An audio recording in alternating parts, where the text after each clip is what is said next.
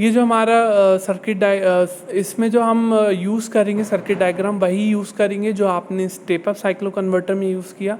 Actually ये हमारा जो है ये है हमारा स्टेप डाउन साइक्लो कन्वर्टर, ठीक है। जैसा कि आपने स्टेप अप है, जिन लोग ने स्टेप अप का वीडियो ना देखा हो वो स्टेप अप का देख लें, तभी आपको ये समझ में आने वाला है, नहीं तो ये आपको नहीं समझ में आएगा। तो स्टेप अप साइक्लो कन्वर्टर आप पहले देखें। स्टेप अप साइक्लो कन्वर्टर में हमने आउटपुट वोल्टेज फ्रिक्वेंसी को बढ़ाया था और हमें स्टेप डाउन, हमें नॉर्मल फ्रिक्वेंसी को स्टेप डाउन करना है, उसको कम करना है। तो उसके लिए हम सर्किट डायग्राम वही यूज़ करेंगे जो आपने मिड पॉइंट टाइप और उसके लिए बनाया था, जो कि हमारे ये डायग्राम थे, है ना।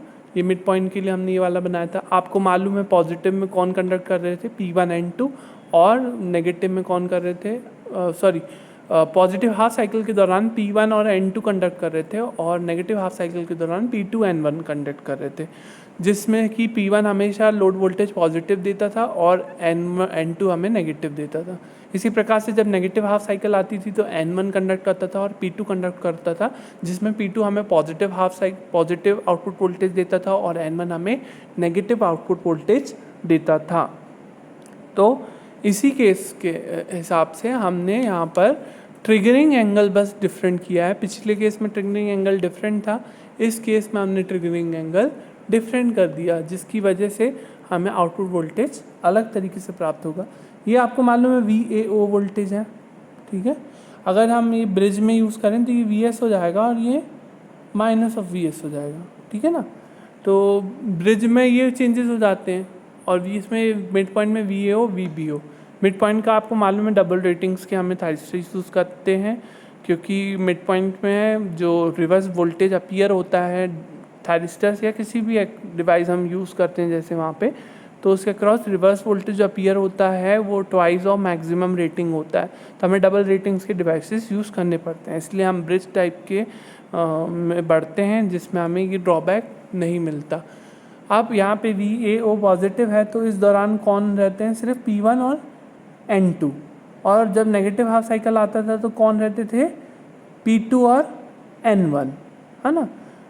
इसी प्रकार से P1 N2 और इस दौरान P2 N1, है ना। तो आप देख रहे हो इस पॉइंट पे कौन रहता है VAO जब पॉजिटिव है, P1 और N2। तो इधर हमने किसको ऑन किया, P1 को ऑन किया, तो हमें लोड वोल्टेज इस प्रकार का मिला, है ना। ये हमारा साइकिल लोड इंडक्टेंस की वजह से, लोड में हमारे इंडक्टेंस हम ये अज्यूम करके चल रहे हैं यहाँ पर।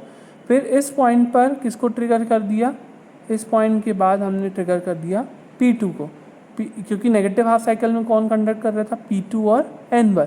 तो इस पॉइंट पर हमने कर दिया P2 को ट्रिगर, लेकिन P2 के ट्रिगर होने पर भी लोड वोल्टेज पॉजिटिव ही रहता है।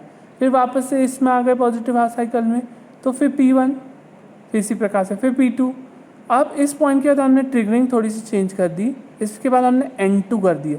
N2 जैसे किया तो हमें N2 जो है यहाँ पॉइंट पे, इस पॉइंट के बाद हमने N2 को ट्रिगर किया। देखो ये पॉजिटिव, यहाँ पे भी P1 N2, यहाँ पे भी P1 N2, तो यहाँ पे हमने P1 को किया, यहाँ पे हमने P1 को किया, परंतु यहाँ पर आके हमने किसको कर दिया, P1 को अगेन ना करके हमने N2 को कर दिया। तो N2 को कर दिया तो N2 में तो वोल्टेज, इसको आप यहाँ से इसलिए नहीं किए क्योंकि ये पहले से ऐसा आ रहा था, तो यहाँ से कंटिन्यू ना करते हुए हमने ऐसा आने दिया।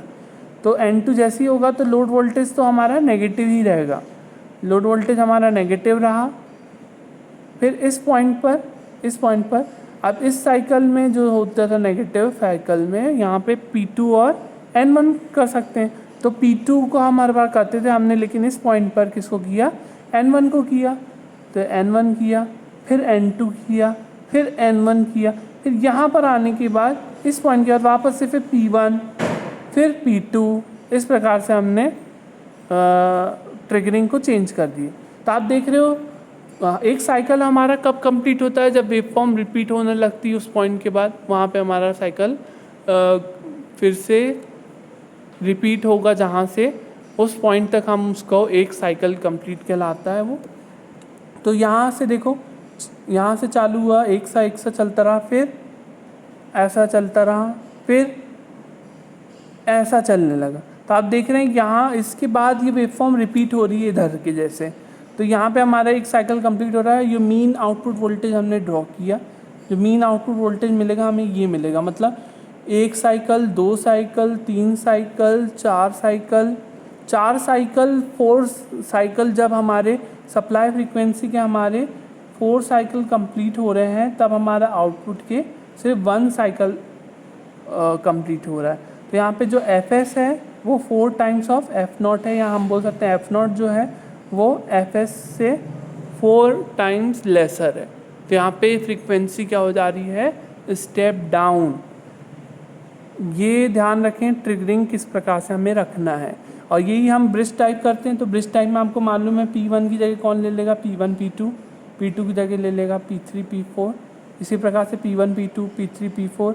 N2 की जगह कौन लेता था, N1 N2, और N1 की जगह कौन लेता था, N3 N4।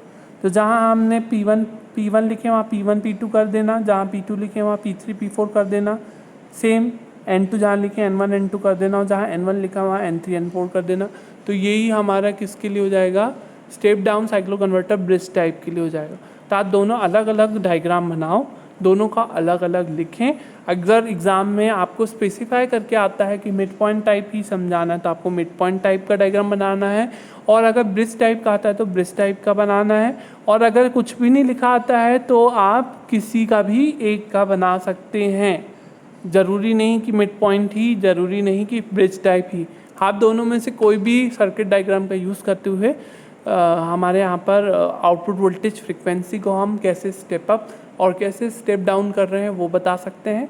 और आपको वेवफॉर्म स्टेप डाउन के लिए यही बनाना है सिंगल फेस में, और स्टेप अप के लिए आपको मैंने जो बनवाया था वो दोनों सर्किट डायग्राम के लिए यही बनाना है। इसमें चेंजेस कुछ नहीं होंगे।